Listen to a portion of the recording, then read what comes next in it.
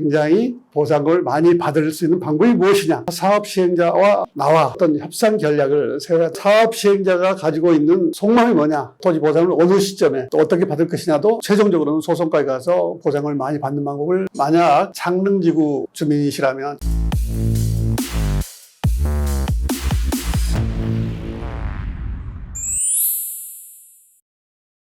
지존TV 구독자 여러분 안녕하십니까. 저는 지존 토지보상지원센터 센터장을 맡고 있는 김영우입니다.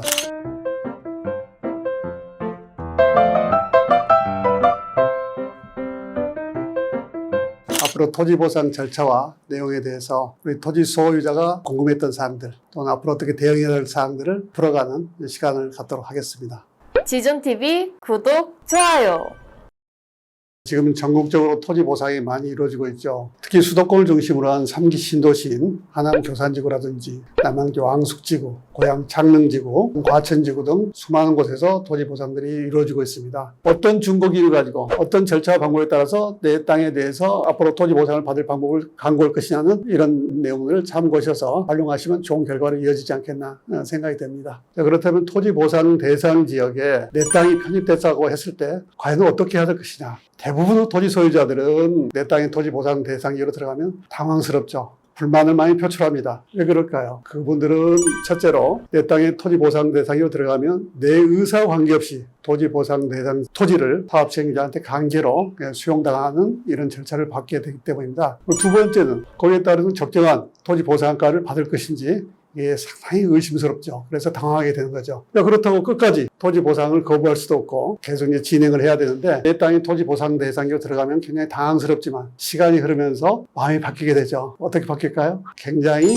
보상을 많이 받을 수 있는 방법이 무엇이냐 이걸 찾게 되는 것입니다. 사업 시행자와 나와 사이에서 어떤 협상 전략을 세워야 됩니다. 우리가 그 시장에 가서 어떤 물건 하나 사려고 하더라도 시장 상인과 나 사이에 거래 관계가 이루어질 때 협상이 이루어지듯이 내 땅에 대해서 보상을 많이 받든지 아니면 새로운 어떤 인센티브를 받으려면 사업 시행자와 충분한 협상을 거쳐서 진행돼야 맞을 겁니다. 자, 그렇다면 우리가 사업 시행자가 가지고 있는 속마음이 뭐냐? 이걸 충분하게 우리가 또 살펴보고 또 내가 바라는 게 뭐냐 이걸 살펴본다면 협상 전략에서 우위를 점하지 않겠나 이렇게 보여집니다. 그럼 한번 살펴보자고요. 맨 처음에 사업 시행자가 가지고 있는 속마음은 공익사업으로 결정되고 나면 이 공익사업 대상지에 대해서 빠른 시일 내에 토지를 확보하자는 욕망이 굉장히 강하죠. 왜 그럴까요? 그것은 토지를 확보하지 못하면 공기가 지연되고 각종 부대 비용이 엄청나게 늘어나기 때문일 겁니다. 두 번째는 기본적으로 우리가 토지 보상 절차에 의하면 평가를 다단계에 걸쳐서 합니다. 맨 처음에 협의 때 협의 보상 평가를 하게 되고 불만이 욕설하면 토지 수용위원회 가서 수용 재결 때 또 평가를 하게 됩니다. 또 불만이 되면 중앙토지 수용위원회에 가서 또 이의 재결을 하면서 또 평가를 하게 되죠. 근데 이런 평가를 할 때 사업 시행자가 수용 재결 신청을 하지 않고 토지 소유자가 수용 재결 신청했다고 하더라도 이 평가 수수료 비용은 누가 부담하냐면 사업 시행자가 부담 원칙입니다. 그다음에 세 번째는 뭐냐면 토지 소유자와 사업 시행자 사이에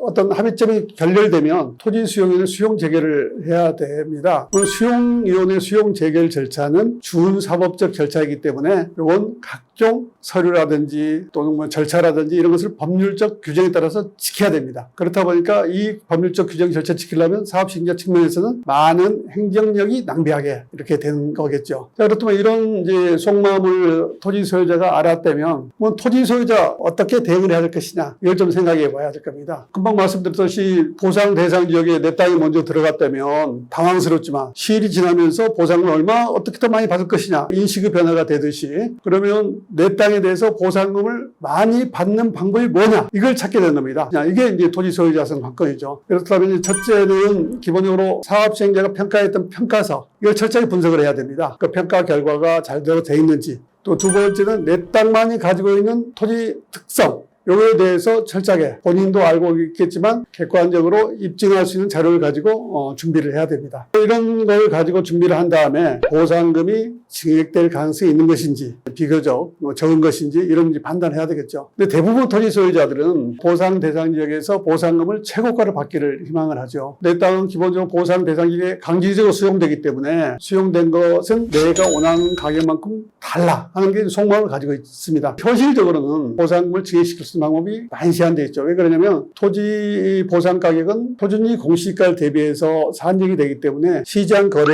가격하고는 또 상당히 괴리가 있을 수 있죠. 그렇다 보면 우리 이제 토지 소유자 입장에서는 보상을 많이 받는 방법이 뭐냐, 이걸 좀 찾아내야 됩니다. 예시를 든다면 우리가 통상적으로 어떤 지가에 영향이 없는 경우들이 많이 있습니다. 가령 임야나 전답 같은 경우에 이럴 때는 지가 변동일 만큼 단계를 거쳐가면서 상승 요소가 있지만 토지에 따른 특성이 다른 것들, 예를 들어서 현재 법적 지목이 임야인데 현실 이용사항은 전이다 하는 것들이라든지 1989년도 1월 24일 이전에 건축된 모가 건축물인데 현재 보상 대상지라면 그 보상 대상지를 대지로 받을 수 있는 면적을 어느 정도 우리가 산정할 것이냐, 이런 여러 가지 토지 특성들이 있을 수가 있습니다. 그러면 그걸 어떻게 대비를 할 것이냐를 생각을 해봐야 되고요. 두 번째, 토지 소유자 입장에서는 뭐냐면 기본적으로 보상을 받게 되면 보상금에 대한 용처를 어느 정도 생각을 해야 됩니다. 왜 그러냐면 협의 단계에서 보상을 받아서 주변 지역에 땅을 사는, 그러니까 대토라고 그러죠. 주변 지역에 땅을 산다면 보상금 받은 범위 내에서 지방세가 면세가 되도록 되어 있습니다. 여기 농사를 계속 짓고 싶다면 주변 지역에 가서 빠른 시일에 땅을 구입하면 지가가 오르기 전에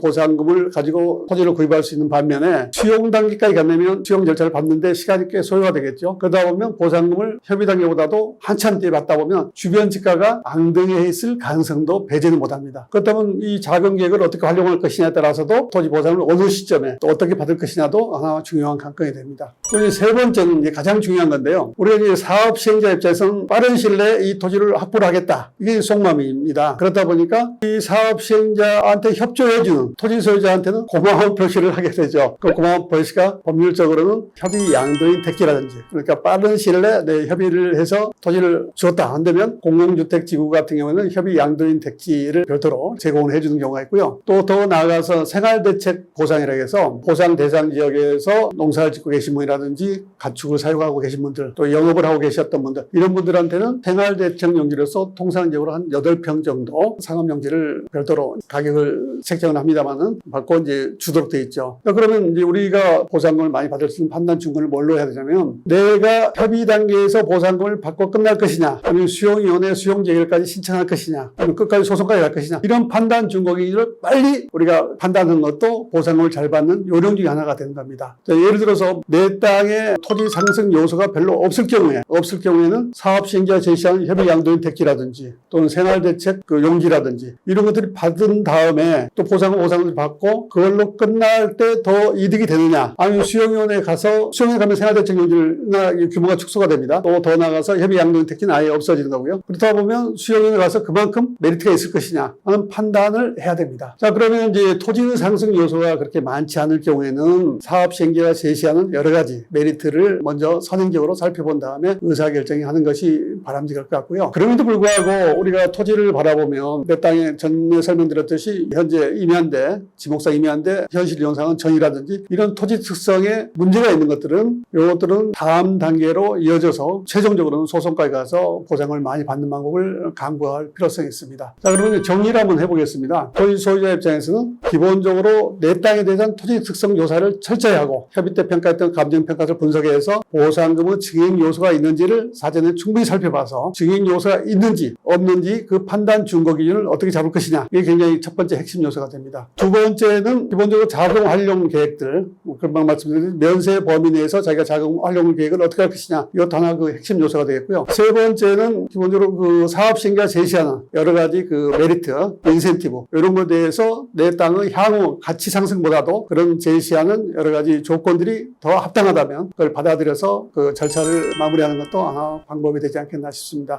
만약 창릉지구 주민이시라면, 창릉지구에서 토지를 소유하고 계신 분이라면 지금 창릉지구는 토지보상 협의 전 단계입니다. 그 토지협의 보상 전 단계이기 때문에 내 토지를 협의 단계에서 마무리할 것이냐, 아니면 수용위원회 수용 계획까지 갈 것이냐, 이런 판단 준거기 굉장히 중요합니다. 앞에 평가했던 협의평가서 분석과 그다음에 내 땅에 가지고 있는 토지 특성 조사를 면밀히 분석해서 이 내용들을 합치한 다음에 토지 수용에 갈 것인지 협의 보상에서 마무리될 것인지 판단 준거기를 삼는 것들이 굉장히 중요할 것 같습니다. 다음 시간에는 더 알찬 토지 보상 전략을 가지고 여러분들을 찾아뵙도록 하겠습니다.